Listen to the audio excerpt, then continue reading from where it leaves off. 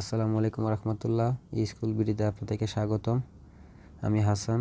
আজকে আপনাদেরকে দেখাবো কীভাবে শিক কাবাব আপনারা খুব সহজে বানাতে পারবেন বাসায়।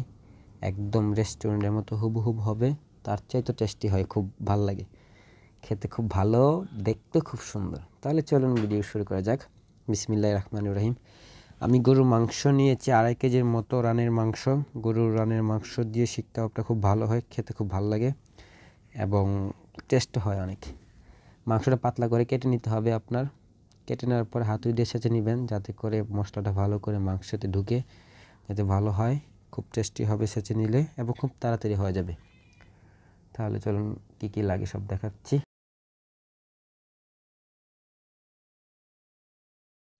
এখন আমাদের ম্যারিনেট করার পালা। 3 টেবিল চামচ আদা বাটা দিবেন, আর হাফ কাপের মতো বাংলাদেশের জাফরান, যেটা এখন খুব দামি মশলা, আশা করি বুঝতে পারতেছেন না, বলে দিই। এটা হচ্ছে পেঁয়াজ দিবেন হাফ টেবিলের মতো। এটা হচ্ছে কাঁচা পেঁপে বাকলা সহ ব্লেন্ডার করা হাফ কাপের মতো পেঁপে বাটা দিতে হবে। কাঁচা পেঁপে বাটা বাকলা সহ ব্লেন্ডার করে নিতে হবে। আর আমি দিচ্ছি টক দই অবশ্যই দিতে হবে। টক দই যদি দিতে না পারেন সেই ক্ষেত্রে লেবুর রস দিবেন, অর্ধেকটা লেবুর রস। এটা হচ্ছে আপনার গরুর মাংসের মশলা, 3 টেবিল চামচের পরিমাণ দিলেই হবে। যেহেতু আমার শিক কাবাবের মশলা আমি দিচ্ছি, সেক্ষেত্রে অল্প একটু দিলেই হবে, যাতে স্মেলটা আসে ভালো। এটা হচ্ছে শিক কাবাবের মশলা। এটা আমি 1 প্যাকেট দিয়েছি। আসলে আমি ভুলে গিয়েছিলাম, আমি 2.5 কেজি মাংস নিয়েছি। 1 কেজি মাংসের জন্য একটা প্যাকেট ভালো, যেহেতু 2.5 কেজি সেক্ষেত্রে 2টা দিলেই হবে। অবশ্যই সব দোকানেই পাবেন, কাবাব মশলা বললে হবে। মশলাটা খুব ভালো টেস্টি হয়, এটাই তো মেন।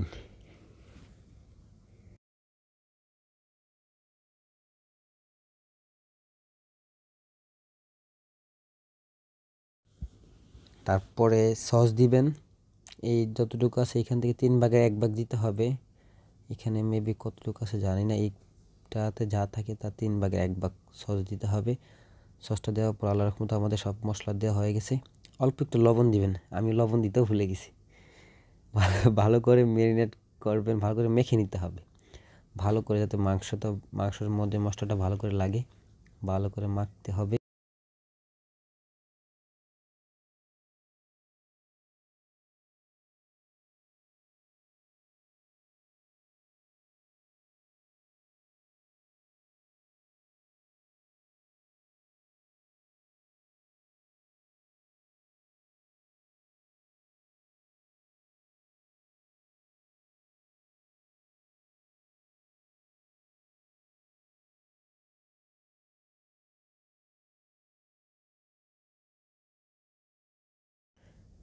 মাংসগুলো ম্যারিনেট করা হয়ে গেছে।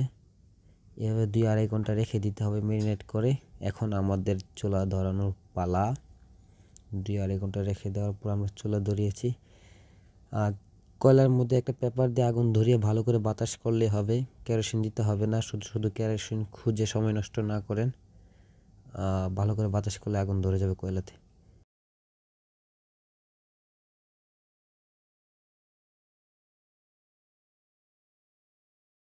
আমাদের কয়লাটা ভালো হিট হয়ে গেছে, কয়লা ভালো করে ধরছে। এখন শিকগুলো বসিয়ে দিব। মাংসটা ভালো করে ঢুকিয়ে ভালো করে চেপে দিবেন, যাতে একটু ফাঁকা না থাকে। ফাঁকা থাকলে মাংসগুলো ঝুলবে।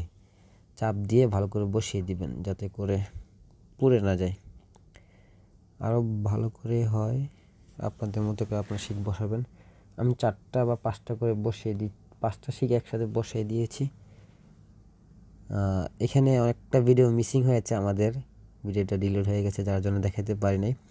মাংসের মধ্যে হালকা করে বাতাস করবেন কয়লাতে হাত পাখা দিয়ে, আর একটু করে ব্রাশ দিয়ে তেল দিয়ে দিবেন। আমাদের ওই ভিডিওটা ডিলিট হয়ে গেছে, যার জন্য দিতে পারিনি। নেক্সটে ভালো একটা ভিডিও বানিয়ে দিব আশা করি। আর যদি কোনো ভুল হয়ে থাকে দয়া করে ক্ষমা করে দিবেন। আর আমাদের চ্যানেলটা অবশ্যই সাবস্ক্রাইব করুন। আশা করি আমাদের সাথে থাকবেন। অসংখ্য ধন্যবাদ। হয়ে গেল আমাদের শিক কাবাব। উফ, কি স্মেলটা আসতেছে, আপনারা তো আর পাবেন না। থ্যাংক ইউ, অনেক ধন্যবাদ। আল্লাহ আপনাদেরকে সবাইকে ভালো রাখুক, সুস্থ রাখুক। আসসালামু আলাইকুম ওয়া রাহমাতুল্লাহ।